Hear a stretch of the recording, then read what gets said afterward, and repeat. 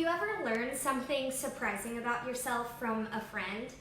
Maybe it was when they said you had food on your face, or introduced you to a new hobby that you ended up loving, or they finally pointed out that you've been spelling their name wrong for years.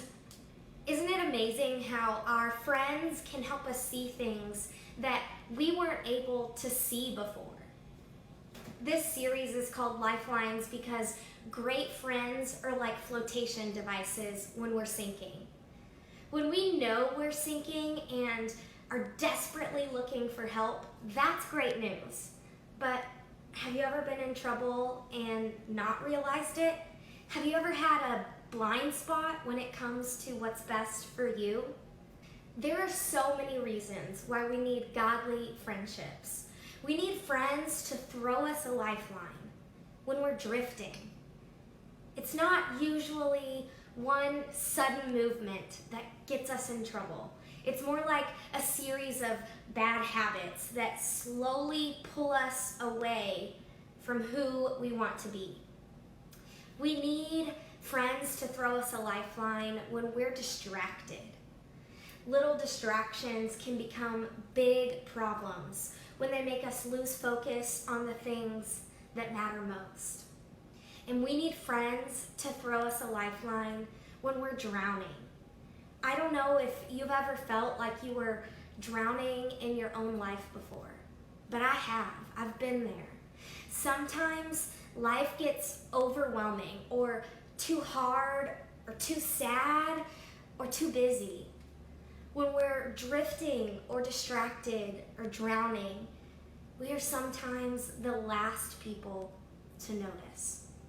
So when we start to drift or get distracted or drown, we could all use a friend who's willing to disrupt us with their well-timed support, help, or challenge. There are a lot of bad examples of friendship out there, but we have one really great example of a friend that we can look to. And that's the kind of friendship that Jesus gave to people. This is Luke chapter 10, verses 38 through 42. As Jesus and his disciples were on their way, he came to a village where a woman named Martha opened her home to him. She had a sister called Mary who sat at the Lord's feet listening to what he said. But Martha was distracted by all the preparations that had to be made. She came to him and asked, "Lord, don't you care that my sister has left me to do the work by myself? Tell her to help me." "Martha, Martha," the Lord answered, "you are worried and upset about many things, but few things are needed, or indeed only one. Mary has chosen what is better, and it will not be taken away from her." Mary and Martha were two of Jesus' disciples. We use this term disciple a lot when we talk about Jesus, but it's important to remember that this term didn't begin with Jesus. Disciple has a long history in the Jewish faith. A disciple is a student of a rabbi or a Jewish teacher. But being a disciple wasn't just about learning. It was about imitating the lessons and the life of their teacher.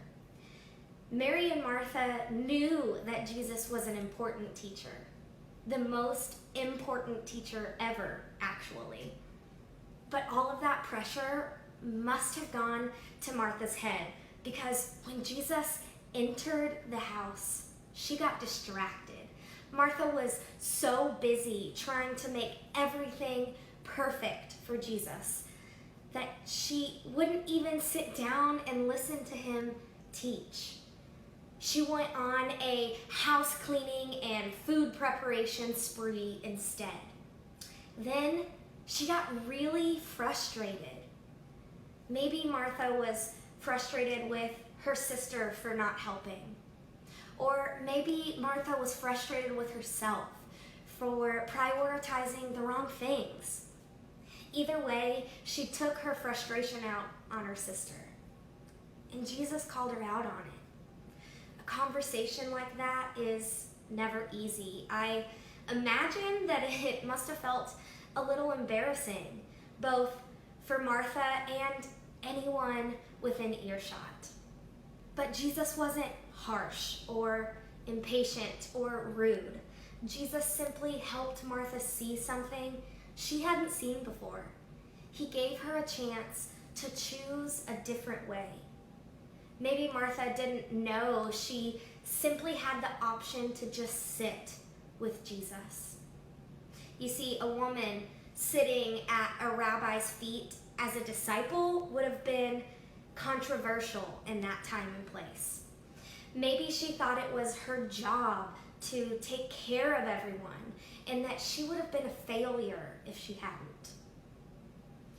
Maybe she was so in the habit of helping others that she had forgotten to take care of herself. So Jesus gently says, Martha, Martha, it's okay. Sit with us for a while. Let's talk.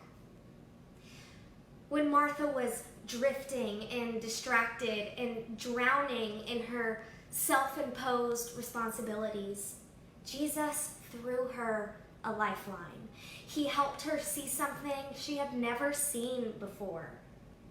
And then he gave her a chance to grow. This was a vulnerable moment. Jesus didn't condemn or shame Martha, but he didn't ignore that moment either. Jesus saw the thing that Martha couldn't see in herself, and then he invited her to make a change.